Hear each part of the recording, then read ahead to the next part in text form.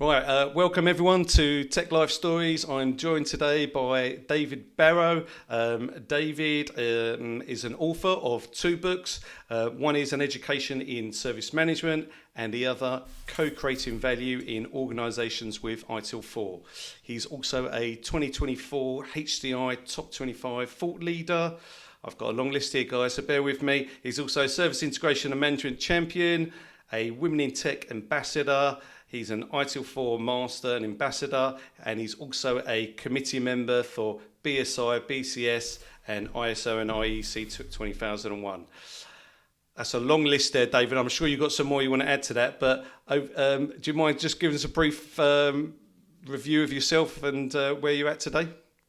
Sure, thank you. Thank you for having me on as well, Khan. I really appreciate it. No problem. So that list is almost embarrassing, if I'm honest. It's a bit like my professional Tinder profile, which means it's highlights. But for all of those things, they're really nice. I really appreciate them. But ultimately, it's how you do what you do that is most rewarding for myself and others. But yeah, it's good to have those endorsements.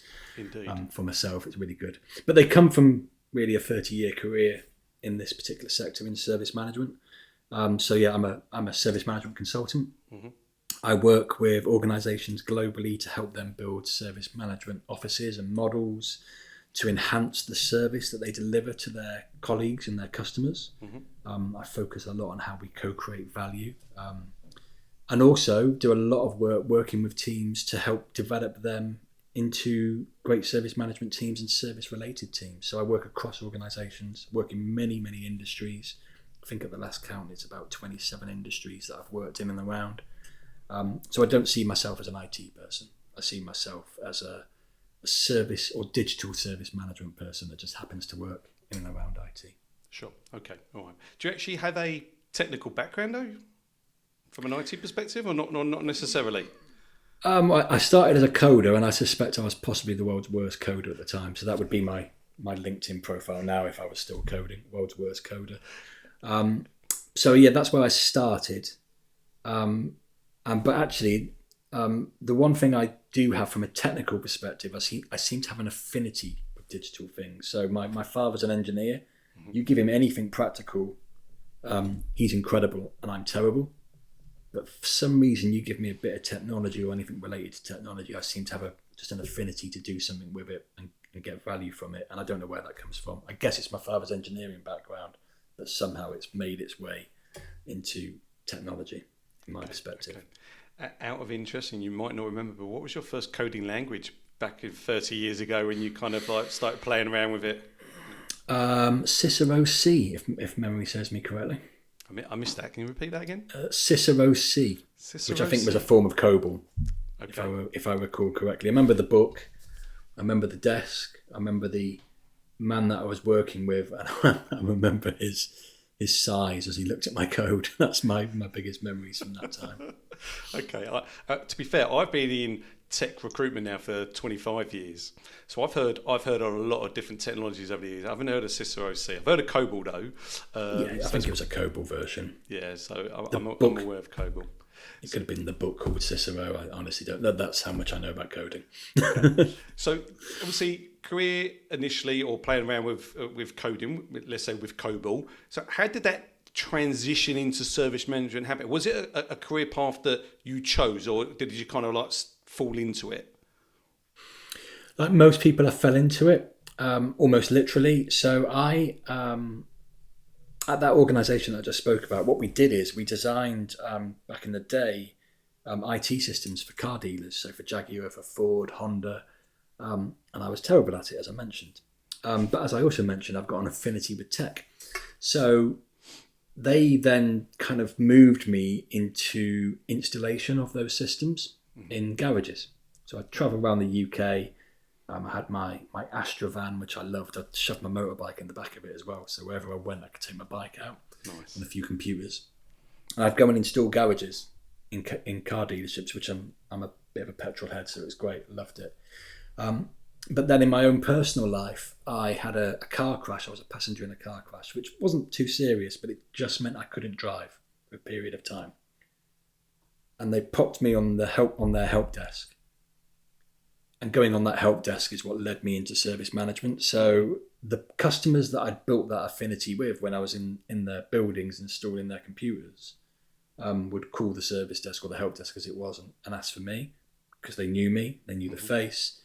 And then from there, I discovered that I loved chatting with people and I could do things over the phone that other people on the help desk couldn't do. And some of that was down to the fact I'd been in the building, I'd seen the kit, I'd installed it, and therefore I knew what was wrong with it as well because I knew the little shortcuts I'd taken to get it in certain places. Sure.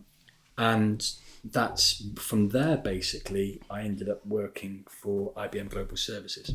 Nice. Which is another story, but the story very briefly goes that I was asked to train a couple of teams in a Windows 95 build, and there was 2 different builds for 2 different IBM customers, and IBM had signed a deal with those customers that they would support them both independently. Sure.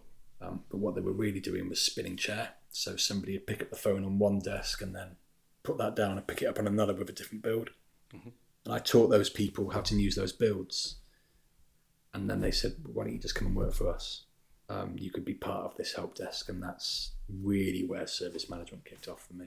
Yeah, okay, I can imagine that. Going back to, I'm sorry to hear about your crash, by the way, but when you kind of got put on that help desk for the first time, and essentially it was one of the very first roles I had to work as an IT recruiter, the help desk role, and kind of getting an understanding of first line support and then going on to second and third line support. But I think it's a really important role. I think people going into those roles are underestimated in what's required, because I think it's not just about technology. I think a lot of it is about communication and service. Your transition from being an like on-site engineer to going onto a help desk where you're on the phone talking to people, how did you find that transition? And how did you find having those communication or those communication skills? How pivotal are they to that role in a help desk or a service desk role, essentially, or service management role? So I think I found the transition fairly easy, to be honest, but I think it's because I did it in a different order to most people do it. So most people start on a service desk and go out as an engineer or a desktop person or a network engineer. Sure. But circumstances made me go the other way. So having that background of those sites and that kit meant that I felt comfortable visualizing what was going on. And you know, back in that day, you would genuinely get the phone call of my coffee holder is broken when they meant the CD-ROM. Genuinely. I must have had that call 100 times. Yeah. And the first time you get it, if you've not been somewhere, you're like, well, we don't deal with coffee holders. I don't, you know, and you refer them to facilities or something like that. But when you've been on site and you see people genuinely using the CD-ROM as their coffee holder, gives you a bit of a insight. And so I really benefited from that. But come back to your point around the importance. I think it's incredibly important that service desk people are given the 2 things really are when they're on the service desk, they're taken to the customer site that they're serving. They get to understand the layout, speak to a few people and build a relationship. And that should be a regular thing, not a one-time only thing. And I've done that when I've managed service desks. I've made sure my teams have gone out to the customer. But the second thing is, and you asked the question about how did I get into service management? The option for service management is rarely presented to service desk people as a career. The option for engineer or desktop person or even project person is painfully obvious, but service management rarely comes into the mix. And I think that's something I'm really passionate about changing. Do you know what, and helping people develop. Yeah, do you know what? Very, very interesting point, because I would agree with you 100%. I think the natural progression for someone working on a service desk would be to go into like a desktop support role, right? Move on to the next line of support. So hearing you say that is, I suppose, music to my ears and ears of other individuals, because I think everyone kind of gets pigeonholed into that natural next step into desktop support, which is maybe a little bit more technical. But why aren't organisations maybe offering at that stage individuals an opportunity to go to service management? Is it too soon for service management? You know, should there be another layer maybe, or is there an opportunity for someone from that service desk, who has built up a little bit of experience to move into service management as a natural progression? I personally see it as completely natural. So I'll answer the question in two parts. Mm-hmm. Is it natural? And then I'll do why don't organisations do it? Mm-hmm. So where I see it being natural is if you want a service desk analyst and it's 10 a.m. and everything's settled down from the initial 9 a.m. rush on a Monday, and you see the calls queuing, you pick up the call and you hear your colleague dealing with the same thing as you, because you have to be listening to your call but also observing what's going on around you. Sure. And somebody's talking about a network failure or something like that. As a service desk analyst, that set of observations that you're making around the call queue, I need to make sure I manage this call, get it to the right person, keep the customer happy, pick up the next call, alleviate the queue, or my colleague over there is taking a similar call. That's what service management is. That's reactive service management, at least. So if you then take that person and get them to look through that list of calls and understand why they came in at that time and how we could have improved the flow of those calls, maybe put them all together under a master and child and so on. You're talking knowledge management there. Yeah. That's a service management function. You're talking customer satisfaction and productivity, service management function. You're talking service level management, another service management function. There's always somebody in the service desk that works well in that. And I think you could have a knowledge analyst in a service desk, a change analyst, a reporting analyst in the service desk. And that's their step towards service management. Why don't organisations do that? The reason they don't do that is they spend so much time firefighting that they think the next logical step is to another firefighting role. So desktop analyst, network analyst. If they kind of looked at their service desk and saw the skills that are in there, you've got people that when they pick up the phone, nobody is calling them to say, "Oh, are you having a nice day?" They're calling them to say something's wrong. So their mental resilience, their ability to manage different things at the same time and work together to get an end result should be rewarded with so much more than just desktop or network. And I think those roles are great, by the way. But what I mean is the organisation just sees them as a firefighting role. And therefore, that's why they don't explore the service management opportunities that are available to them.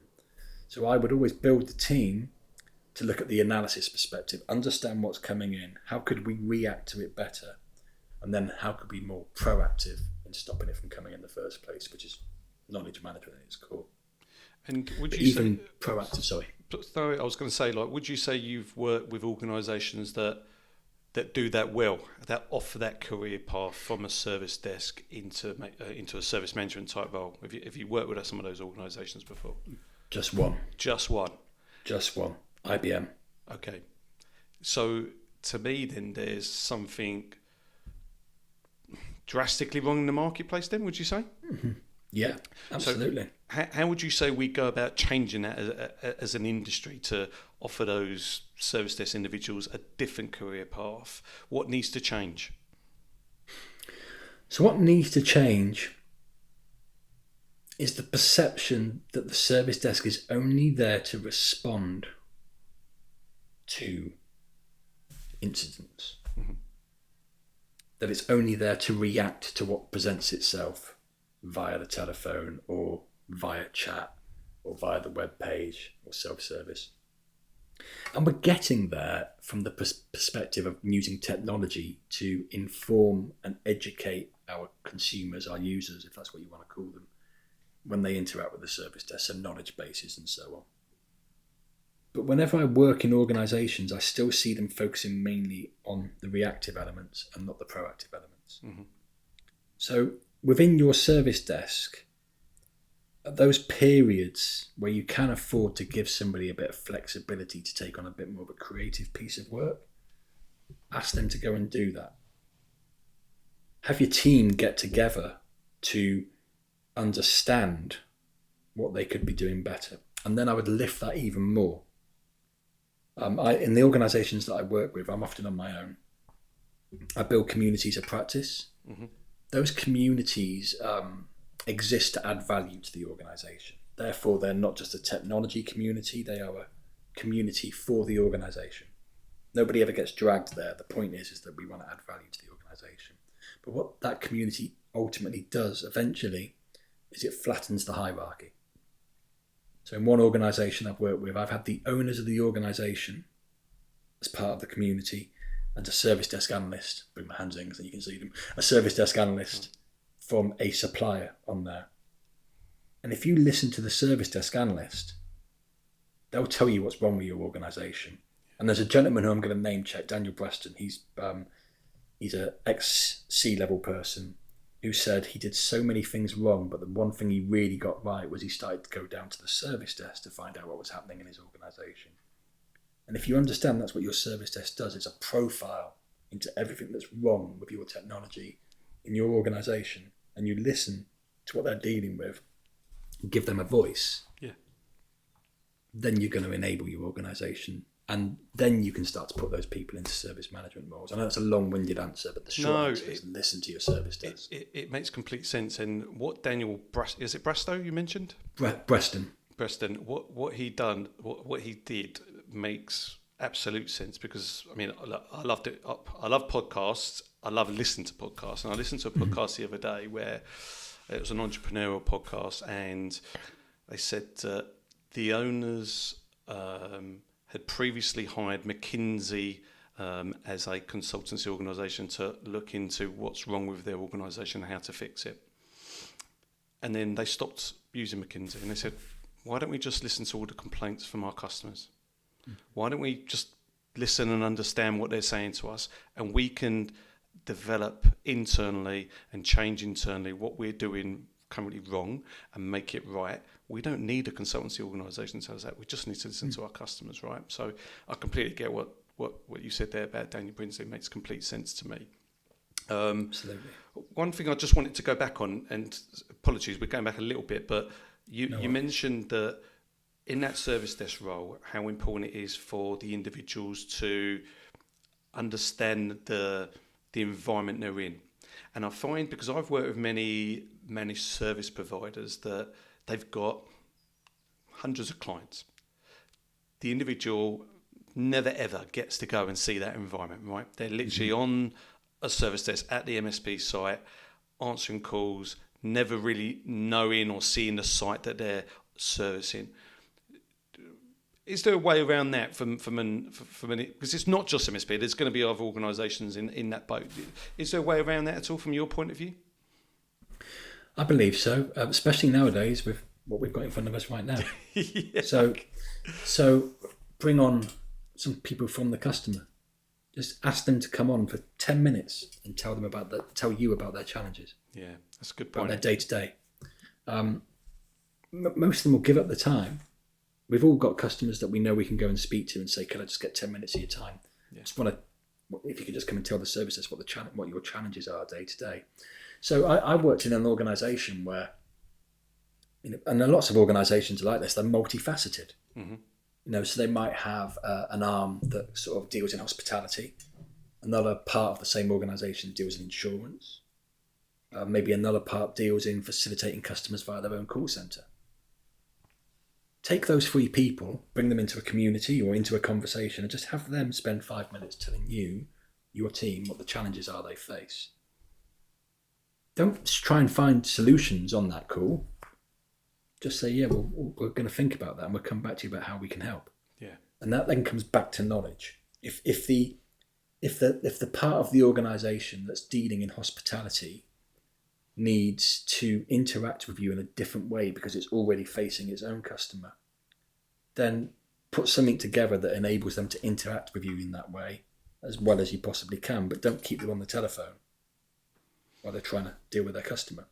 However, if there's another part of the organisation where they're not facing off to a customer, mm-hmm. and they're dealing with incoming inquiries via email or web forms, then maybe they can afford to call you. Yeah. So just know your customer, basically. And like you say, most MSPs, they'll sign I've been part of MSPs, they'll sign a contract with an organisation where people in that organisation will be looking for value for money, they'll be looking for output. That output will be in the form of service level agreements and number of calls and so on. Unfortunately, we need to redefine that. It's got to be based on outcomes. Mm-hmm. And MSPs need to step up to the plate to look at outcomes and experiences. But frankly, customers also need to be guided down that path too. And we have to help them understand that we can give them a better service if we focus on outcomes and not just on outputs. Yeah, do you know what? I think that makes complete sense. I think my only worry is that, knowing my relationship with some of the MSPs that we service, that they overlook that point. And if you ask me, it's a critical point for any service desk individual joining an MSP or a client, to have that interaction, even if it is 5-10 minutes interaction with an individual at the other end. I think sometimes the MSP, I'm trying to think of the right word, they overlook it, and I don't think they see the importance as much. Whereas actually, I think if they engage with a client and explain why it's needed, I think the client would understand and would actually give up the time to do that. I think, like you say, a lot of the times, once a contract's written between both sides, the MSP just feels like they just need to service every single call and not think about the way forward with new service desk individuals joining that. Does that make sense? It does, and it really makes sense until the point where they come to renewal and then they'll fall over themselves to try and add value. Very, very so true. If they think that far ahead to the renewal and say, how can we best position ourselves to be in the best position to actually take on this renewal? They did that from day one and not day 1001. They'd be in a much better position. Yeah, okay, I agree with you. So you've set up your own consultancy, right? Soul 7 Studio, is that correct? That's right, yes, yeah. Okay, so you're providing your services out on a contract interim basis to a variety of different organisations. Well, the last count was 27 different industries, right? Yeah. Okay, all right. It's mad. So, can you give us a bit of a snapshot into some of the kind of you don't need to tell us the client names. I mean, obviously, we can look at that on LinkedIn, right? So, some of the projects you've worked on, some of the complexities, some of the transformations you've been part of. Because I'm guessing you've been on quite a few different journeys with some of these organisations, and it'd be really interesting for the listeners to understand some of those journeys from where it was when you've kind of came in to where you finished, basically. So I think the key to begin the answer is it's not down to me. Mm-hmm. It's genuine. It's not some sort of false humbleness. I'm really lucky that I get to work with organisations who I can see everything I've done wrong in the past and the organisations I've worked with have done wrong. And I get to build an audience with senior people in organisations to explain how we can do things right. And they accept that, which is fantastic. And they accept it because I talk about the power of community. I often work in organisations on my own or as part of a really small team. And I have been guilty, incredibly guilty in the past, of doing things to organisations. So I'll say, I'm an ITIL expert and your processes aren't good enough. And here's what you need to do to change them. And then I'll change them, I'll rewrite them for them, and I'll expect them to run with them. That doesn't work. You're doing something to people. So I learned a few years ago in a global banking organisation, pre-COVID, that the key to bring people together is to build community. And that community should be focused on a core set of objectives, which I call a charter, a value-focused charter. And that is something that, frankly, I and the team I worked with stumbled upon by mistake. So this is a real scenario. We'd meet with a global group every other week. We'd talk about what their challenges were. So all the stuff I've talked about a moment ago, we did. What are your challenges? How can we help you? And then we'd figure out how we could use service management to deliver success. But we were still doing two. We were still going, we're the experts, we'll tell you what we need to do. And then something really cool happened. We did this thing where we spoke to all those stakeholders and we were assessing elements of the business, but we were saying to them, what does value mean to you? We were asking that literal question, what does value mean to you? And I still do this to this day, but now I do it by design, not by accident. Sure. And we catalogued all of the answers. And then one of the team came up with this brilliant idea, which was, let's take all of those answers, we'll put them into a document, and then we'll run them through some word cloud software. And we'll take the 5 most news answers. And we'll make that our little logo. So those answers were strengthen, evidence, embed, value, and improve. Improve. Measure was there as well, but that was number 6. So this little logo, we'd put it on our presentations and we were sending it out to people and saying, here's our plan, here's our project plan, here's all the great stuff we're going to do. But our community was growing, which was great. But then a member of the community in Singapore got in touch with us and said, I've just seen your presentation on a screen in my office. Are you working with HR? And we were like, no, we're not. Then we heard from somebody in Mexico. And we heard from another person in London. And what had happened is this presentation had kind of been used and gone out, and other people were looking at the words and going, oh, that means something to us. We'll use that too.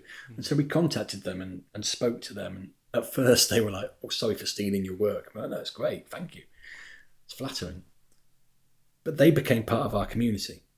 So now this service management piece of work we were doing was rebadged as service quality. And we were able to start to lift the quality in this global organisation beyond service management into service design, into strategy, organisational and IT. We were able to look at objectives and align them to the strategy rather than them just being kind of empty objectives aligned to a leader who's aligned to another leader and another leader. Mm-hmm. But critically, we have the support of the leadership in the organisation, and that's always critical. If you don't get that, you're onto a losing streak. So that's one engagement, and what we delivered there was improved existing services, but I think more pertinently, we delivered a closure in the gap between projects and portfolio and our service management teams. So we knew the pipeline of what was coming. We understood how it was going to impact digital services. We were able to prepare for it and build experiences into the design of these services. And so when those services landed, they didn't just land and then cause incidents. They landed and added value. And that was a group effort, not down to me. Yeah. But now, since then, I do that by design with organisations. Mm-hmm. And again, it's a group effort, but I go in with let's understand your maturity level today. And let's not downplay where it's bad, but let's not underplay where it's good. Let's not throw the baby out with the bathwater. And often I find in organisations, it's not down to capability, it's down to capacity. Yeah. And it returns me to my earlier statement, people fight fires. So when you build a community, you lift people out of that fire for just 2 hours every other week. And you get them to focus on how things could have been better and how they could contribute towards them being better in the future without them focusing on the event. Mm-hmm. And it becomes really helpful. So I've helped organisations change, and I've helped is key here, not I've done. I've helped organisations change their approach to consumers with new products and services. I've helped them mature their service management function and go way beyond that. And I've done that in various industries. And the model's always similar and the outcomes are always similar, but the scenario is always different. And okay. you have to understand what you can control and what you can't control. One thing that you mentioned there which really stood out to me is about building the audience and a community. Mm-hmm. How do you go into an organisation and do that? How do you get people on side? How do you get them to want to be part of the journey that they're going to go on to make things better at the end of the day? Because let's be honest with you, some organisations have probably tried it in the past and maybe not succeeded. So how does this time around working with David at the forefront of it, how does that work? So it works like any community by building a common consensus and not expecting to do it immediately. So it always starts in service management because I'm a service management consultant. So I'm not going to say I walk into an organisation and they immediately give me HR and they immediately give me sales. It's never that way. But you go in, you speak to people about, you normally get a predetermined audience. So, how does this work? Could it be improved? But what you do to make it work is you look at it from a different lens. Organizations look inside out. Service management functions are particularly critical of it. If you look from the outside in and you question everything you do from the customer's perspective, then it leads you down a bit of a different path, and ultimately it leads you to the customer. Then once you bring the customer into the conversation and get them to express how what you're doing isn't enabling them, and that customer can be a colleague in your organisation, or it could literally be a customer of your organisation. Comes back to my point earlier around the service desk. You allow them to express, this doesn't work for me because. Then you involve them in the community. And then when you're speaking to people, you start to build momentum. So you basically find quick wins. And once you find quick wins and deliver results, then people want to join. Yeah, I'm with you. And then once you start to build that community, I then identify what I call impactors and influencers. Mm-hmm. Or you call them stakeholders. You can have a RACI, however you choose. I can't stand RACIs, by the way, which is why I use impactors and influencers. Although I recognise the importance of RACIs. I'll say that now. I just don't like them. I don't like RACIs because people build them and then nobody ever does anything with them. That's why I don't like them. But for me, an impactor is somebody that owns something. So they might own a team of people. They might own a budget. You need that person on side. Or you need them to be at least aware and bought in. Mm-hmm. But influencers are the people that work in or around the organisations that have a voice. Mm. Those that have a positive voice, harness that voice, have them go out into the organisation and say, I'm part of this great community that's doing good things.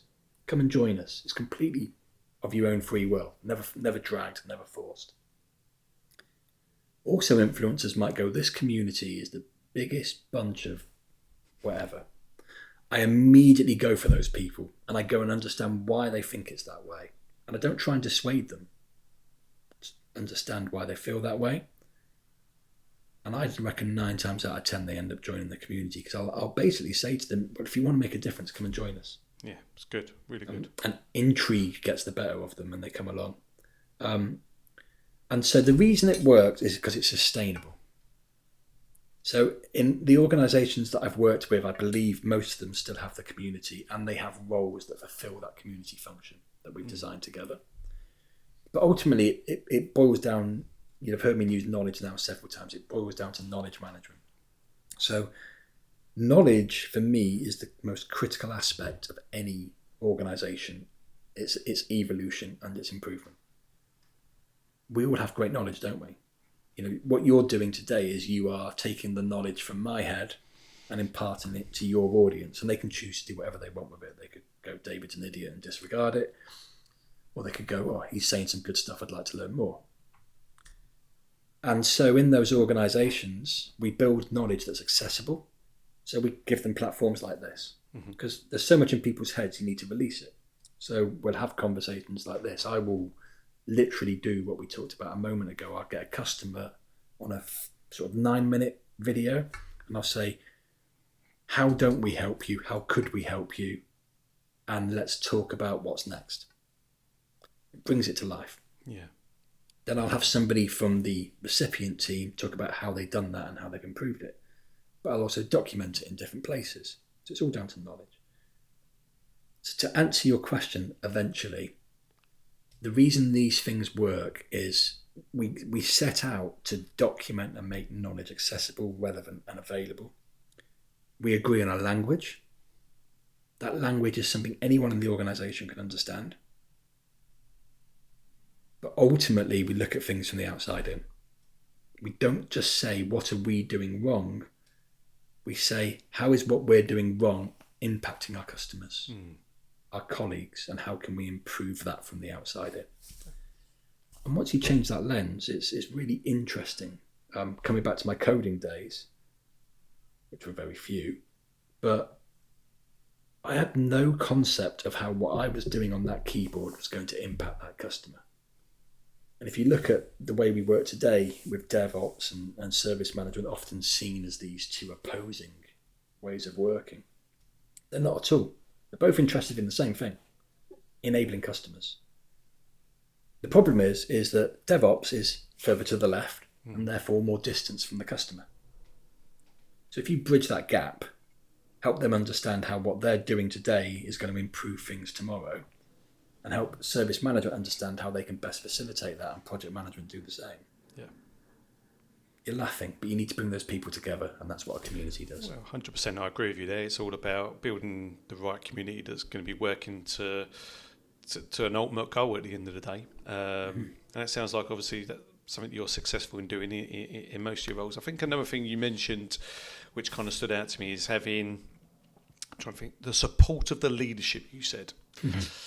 Yeah. Now, you tell me, is this something that, like, is your role being brought on by leadership that actually want to make the right change, or or sometimes are you brought on because they think it's what they need to do, or are they unsure sometimes? And at what stage do you say, actually, I am the right person, or actually, you don't need me at this stage? Do you ever do that? You know, if you can give the listeners a bit of an insight into that.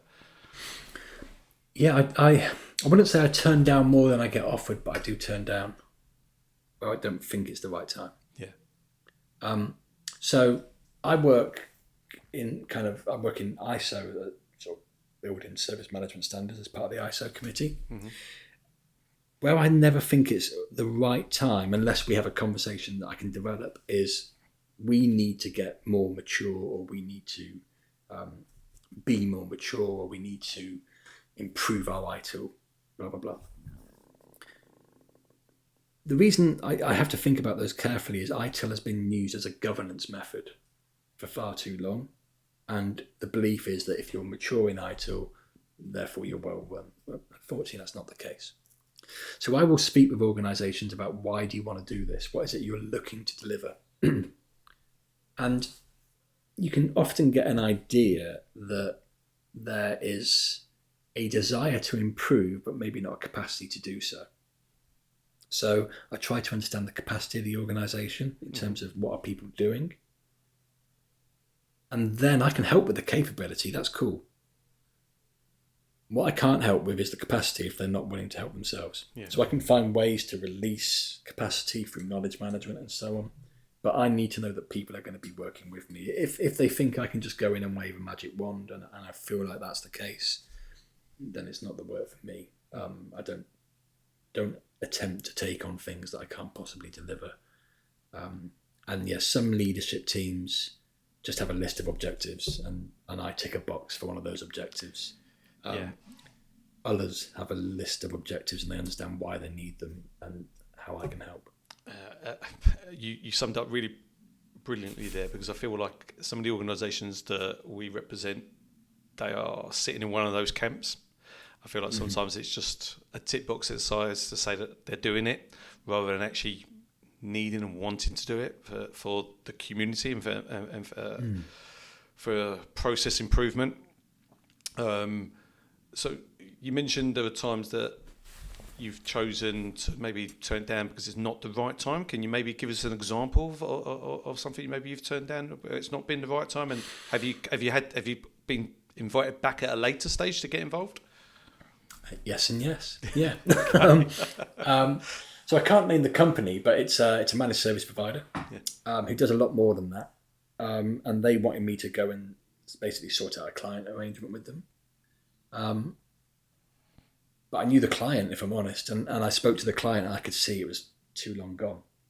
So what I said to them was, this isn't the right time. I don't think I can deliver the result that you need, because I work to statements of work. I don't work to contracts. Sure. Okay. So I'm not a contractor. So SOWs only. Yeah, I'm SOWs only. So that means I've got to have faith that what I say I can deliver, I'll deliver. I'm insured to the hilt for that kind of stuff.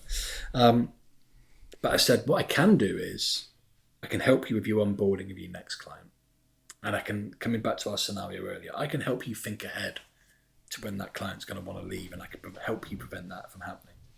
I can help you satisfactorily onboard their services, their teams. I can build you a community that will focus on that in the future. What I can't do is undo 4 years of bad service. Yeah. And unfortunately, in the best will in the world, can't do it. You've made that bed. I'm afraid you're going to have to lie in it. And it's not an easy conversation to have, because don't like turning down work, because everyone needs to make a living and pay the bills. But it comes down to, do I really think I can help? And if the answer is no, then why do it? And is born out of my career before going independent, where I would work for organisations. I'd go and work on troubled accounts, and I'd try and undo what had gone wrong, and I'd try and redo what had gone right. But ultimately, from a commercial perspective, my hands would be tied. I couldn't give the right advice. I could only give my organisations right advice. Sure. Today, I have the opportunity to give the right advice. But that's the right advice in my eyes, obviously. So that means it's got a star next to it, David Barrow's correct advice. But hopefully it's well judged. So I have to kind of live by that. If I don't think my advice is going to help due to circumstances out of my control, then I choose not to take the work on. I like what you just said about living by that, because on your LinkedIn profile, you've put down your mission is to humanise IT and co-create value with your clients, partners and peers. I really like that. I feel like that really sums you up. Thank you. And I think it's important for all of us to have a mission, have those values, and they need to lead to something that's going to ultimately transform what we are delivering to our clients. And I do that with my client base. I have a certain set of values and missions that I work to build my community, to deliver to my community, and to deliver to my clients. And for me, it's really important in regards to us as individuals in any industry or any sector. Without those missions or values, I think people see through them. And what are you trying to deliver at the end of the day? So, I mean, would you say that your values and mission are set in stone, or do they change on a regular basis for you? The co-creation of value thing will never change. Mm-hmm. That's just absolute. I think what could not change but evolve is I'd still like to be more involved with organisations' customers, and they don't always allow me to do so. And I'm probably going to end up morphing that into developing their teams.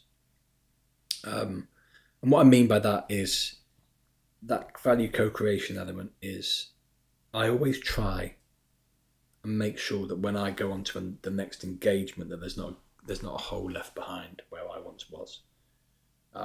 And it's not always easy to do, but I think I want to add it to kind of my core work statements now, which is I will find for you within your organisation somebody that can do what I do. Mm-hmm. And I try and do that, but it's not part of my key service offering right now. But I think that's a value that I'd like to sort of add. And I guess it moves down to co-create value.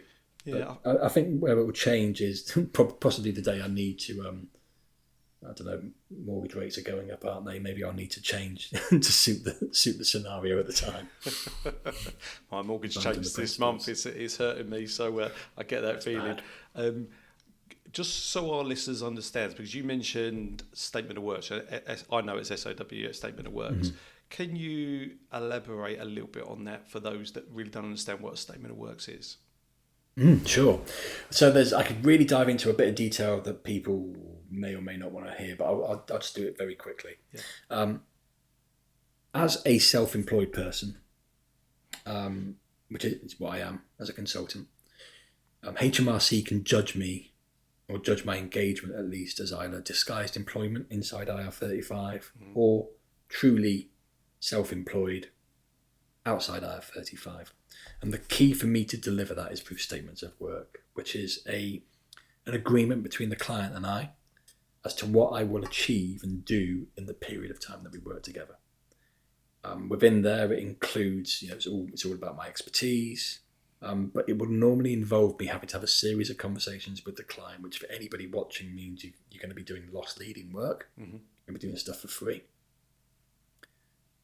But in those conversations, you're discovering what they need, helping them understand what you think they need, and then designing a statement of work to fulfill those needs over a period of time. Yeah. So it's very different to a contract. So a contractor should be engaged to do a specific job which the client defines.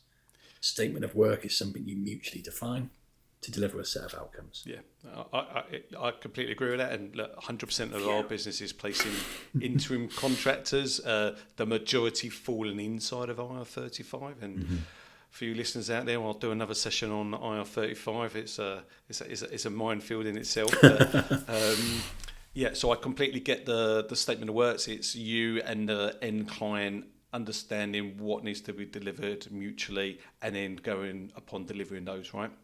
So it sits outside of IR35, which means it's a statement of works piece of work.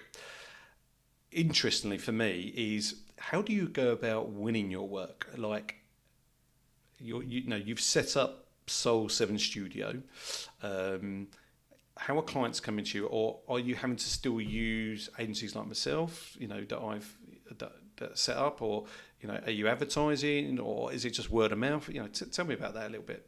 I'd say it's a combo of all, but I have to name check the ITSM people. So that's a company I work with, who I've had a lot of my engagements through over the last couple of years. So the ITSM people is run by a chap called Tim Mills, and he's really helpful because he basically helps me build the engagement, and in return, I guess I help him win the engagement. So we work together an awful lot using one another's knowledge. And then the rest of it is, I've been really fortunate over the last few years. It's through word of mouth. I've actually only on Friday changed my LinkedIn to open to work because I'm just finishing up a piece of work with a client now, anticipating I'll be around and free in April, I'm not marketing here, but feel free to market. This is what it says. Oh, why not? I'm free April 1st. Anyone needs me. Anyone that's listening, he's free from April. But I've been really fortunate that work's come to me over these last few years. But I think that's all about timing, and you have to be, I believe in this situation, a self-starter, which is why I've gone and selected open to work 4 weeks before we're due to finish, is to start getting a different way of inquiries coming in. So I use my website for inquiries. My LinkedIn is my main marketing tool, to be perfectly honest. I don't know where I'd be without LinkedIn as a business. It's a great way to get a voice out there. But then you mentioned, we discussed SITs prior to the call. Going to events like that, showing your face, having conversations with people. And again, I've been fortunate in the last few years that I'm doing public speaking to support the books and to support myself. All those avenues lead to work. But like anybody, ultimately, I'm on the jobs boards, looking around, making sure that I can see what's going on in the marketplace and hit and apply where I need to. Okay. Good. And for those listeners out, if you don't know what SITS is, it is the Service Desk and IT Support Show. It's an event being held at the Excel on the 17th and 18th of April. And actually, David, you're going to be there doing two talks, if I'm not wrong. Yeah. One is on the post office scandal, which, by the way, I love the documentary which ITV did about that. So I will definitely be listening to that out of interest, because I think you've got a great panel on board as well. So if you could tell me a little bit about that and the other talk, because I actually don't know what the other talk's about. So it'd be interesting to understand that. Sure. So we'll start with the post office one. Not because it is more important from the perspective of national news, but the subject of the other one's incredibly important too. So the post office one, that's one that I've really had to think carefully about, if I'm perfectly honest. SITS were kind enough to come and ask me if I'd chair the panel for this one. And the truth is that's a subject that has to be dealt with real empathy. Many people were impacted negatively by the Horizon, and still are, by the Horizon IT scandal. Not least of all the people that worked in that organisation supporting that product. People that were they were let down by the leadership. And that has resulted, if we're looking at that outside in view that I mentioned earlier, that's resulted in real people in post offices being let down, and to a far greater effect than I could ever wish to cover. So as a panel, we're going to talk about that. We're going to talk about maybe where service management could have helped. especially modern day service management, when we're talking about humanizing IT, building experiences, understanding outcomes. We're going to talk about those things, but we're also going to talk about mental health and well-being and the PTSD that could have come from those events. So the panel that we've got is great. We've got Simone, who's just so energetic and is so much about humanizing IT and mental health and well-being that she's going to be incredible on the panel. We've got Sophie Hussey, who's a service management consultant, expert, again, is full of empathy for the people that we're dealing with. We've got Patrick, who's a senior operations manager and director, who, again, we all share the same empathy, but what Patrick can offer is that day-to-day operations executive view. And we've got Becky, who works for a well-known UK sports brand as an operations manager, and she's going to bring us that real-world view from the service desk and the operations perspective. And I'll be just chairing and running the panel. So I think that's going to be really interesting. We're going to have to treat it appropriately. Yeah. I don't think any of us is taking that lightly. So, and we will be encouraging questions from the audience on the day. So that's going to be a really stimulating conversation, I think. I think you might have a couple from me as well, I tell you. I'd say it's one that we're not taking lightly and we feel the correct amount of pressure for. The other topic is important. I can't say it's important at the post office piece, but it is in a different way. It's about allyship. It's about helping one another. Mm-hmm. Predominantly, this conversation is going to be with a lady called Lucy Grimwade. Lucy and I are partnering on this. Lucy and I work together in the Women in Technology program with Reed. We're both mentors on that program. And we're going to talk about the importance of offering allyship to one another, regardless of sexual orientation, belief, religion, etc. Mm-hmm. But we're also going to be offering, as we were with the post office piece, a toolkit, how to be a better ally, how to help one another, how to spot people that need help and what to do next. And we're hopeful that'll be a really interesting and intriguing session. And you can see neither of those is really about service management, but both of them are about using the skills we've learned in service management, which is empathy, listening, observing, asking. That's why I believe service management transcends just IT. Coming back to my first point, is it teaches you those skills. And if you have those skills, you can be a successful service management professional too. Good. I think they're both great topics. Really looking forward to both. Are you there on both days at SITS? Yep. The allyship session, I believe, is at 3 p.m. on day one, mm-hmm. and the post office session is at 11 a.m. on day two. Oh, okay. That means I have to go to both days now. So I look forward to seeing you there. Oh, thank you. Moving on, let's talk about, because you've written a couple of books, right? Mm. It'd be really interesting for the listeners to understand, because I think what would be really good for me to know, and the listeners, is that all of us have our expertise. We're all good at something at the end of the day. We're all passionate about something. Not everyone writes a book. First, what made you write a book and then another book? And tell us a bit about the books and what's involved and the time and effort that goes into it as well. That'd be really interesting to know. So co-creating value in organisations of ITIL4, I was invited to write it out of the blue. Okay.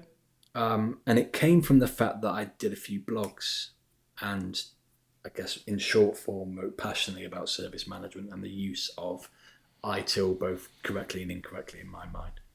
So co-creating value in organisations of ITIL4 is written about understanding what it's there to do, looking at the guiding principles of ITIL4, like focus on value, start where you are, and giving the reader real scenarios from my experience where I've used those guiding principles to apply ITIL and to improve organisations. So much of what we've talked about today, community, knowledge, language, but in long form with real personal stories, real examples and graphics to illustrate that.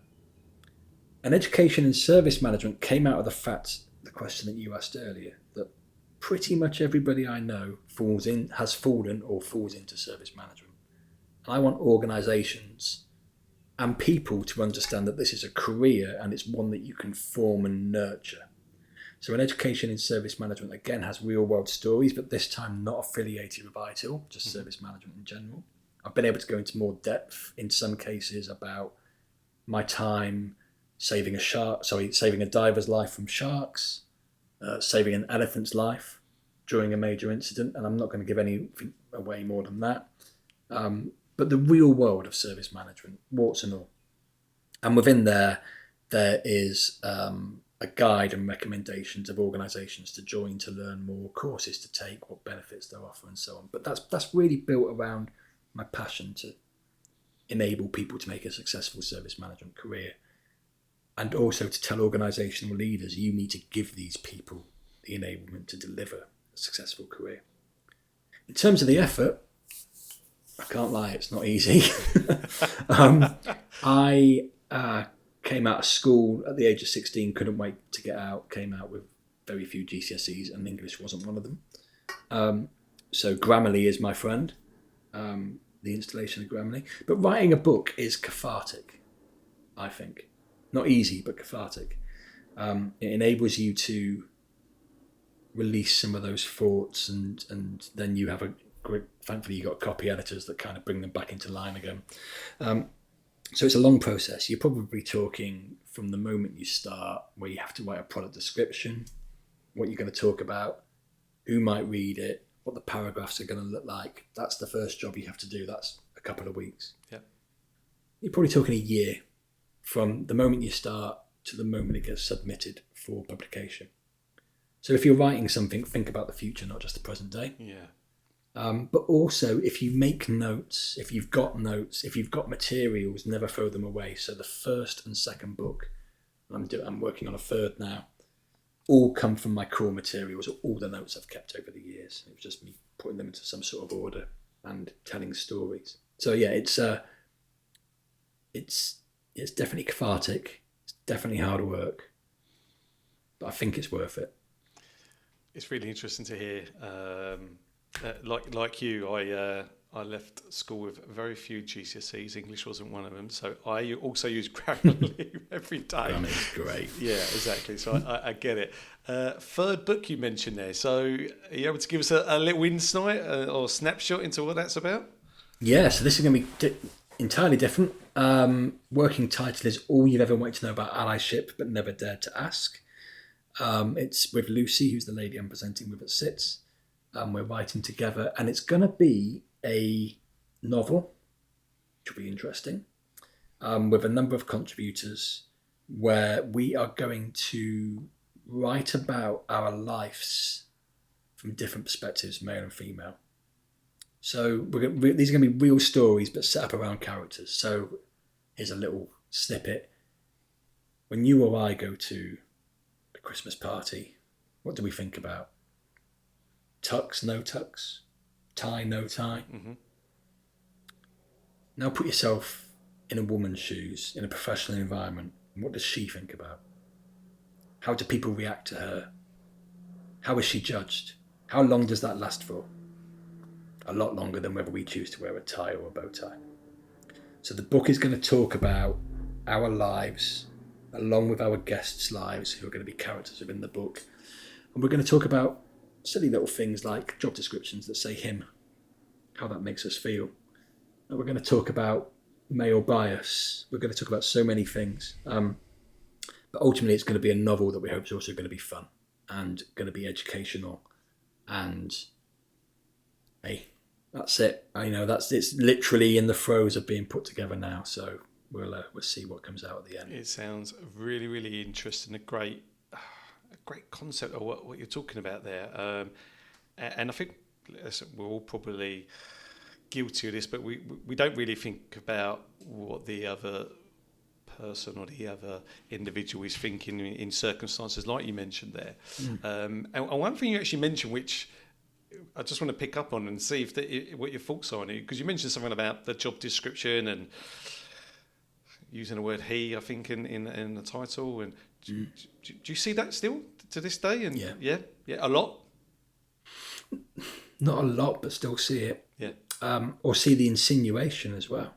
Because I would say that I still see it as a recruiter. I see it a lot, and I have to reword a lot of the job descriptions that we get from our client base. So it's really interesting to hear that. because I didn't know if it was just sort of, from me being a recruiter's point of view, but it's interesting hearing it from your point of view as well, that is still out there. Obviously, we're getting towards the end of the podcast. Obviously, I could talk all day, I could keep going, but if I could, seriously, we're getting up to an hour, and I could probably go on for another hour, but we've both got things to do. So if someone wanted to buy your book, where could they go and get that at the moment, David? So in Education and Service Management, which is just there, Yeah. that can be bought from IT Governance Publishing. Mm-hmm. It's also available on Amazon, Apple Books, so on. And Co-Creating Value in Organisations, which I don't think was in the shop, which is there. Nice. TSO.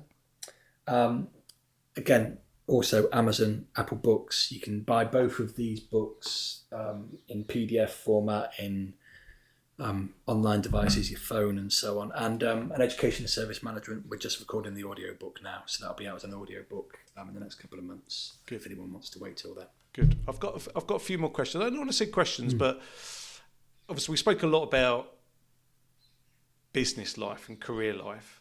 Mm-hmm. Tell me about David outside of the workplace. Outside of the workplace, I'm currently training for an ultra marathon, so that's keeping me busy. Nice. And remind me, how long is the ultra marathon? How long is an ultra marathon? This one's 50k, so 30 odd miles. But ultimately, what I like to do is separate myself from all of this kit and do ceramics. I don't think there's anything of mine nearby. But yeah, I do pottery. So I sit in front of a wheel and get really dirty, and it's great because it means I can literally get away from the digital world. How often does that happen, the pottery? When I wasn't preparing for the ultra marathon, like weekends and after work, but now it's that time's taken. I'm at long distances now, so it's taken up by running at the minute. But yeah, weekly, and that's kind of the concept behind Sol 7 Studio. Is the Sol is the sun, so that our home is solar powered. So is the pottery kiln and the wheel and so on. So is all the kit I'm speaking to you on now, especially today, which is good. But the point of it being a studio is I see myself as much more than just an IT consultant. So I'm a ceramicist, I'm a writer, blogger, speaker, and I'm in partnership with my wife, who's an artist. And so that's the idea behind it being a studio, is that anyone's welcome. We can all contribute and deliver together, and ultimately it comes back to those beliefs of co-creating value. Yeah. And that's the great thing around pottery, is I make something and then somebody gets to use it every day as a cup, as a plate. That's value co-creation for me. Yeah, great. I love it. I love the whole studio piece. And what part of the UK are you from? Just south of London, Reigate. Reigate. I know Reigate. Yeah. And yourself? I live in Kent now, in Bexley, but I used to live in Purley, Surrey, so not many miles from Reigate. So I know the area well. Yeah. And then just to finish off, really, last question: where do you see the future of IT service management? You know, how much different will it be compared to where we are today with it? So this is a short shrift answer. We take the IT out of it for one. Mm-hmm. It's not just IT anymore. IT, the days of IT being a department that's a central function, are long gone. Just everyone else needs to catch up. Every organisation uses digital today. So I believe we're in the midst of the fourth industrial revolution, the information age, which is what ITIL4 is based on. Yeah. And everyone needs to catch up. So the future for me is service management is an enterprise function that enables the organisation as a whole, that is a genuine career choice just as much as an accountant or a doctor is. Because ultimately, everything we do, including accountants and doctors, are stimulated by digital services. Mm-hmm. And as AI comes along and people talk about it taking our jobs, I think it creates our jobs. It creates jobs in understanding, assessing, formulating, designing, and ultimately running digital services that the world can benefit from. And sustainability in digital is huge right now, and I think there's so many careers around that are service management related. It's good, really good. I look forward to hearing more when I see you at SITS.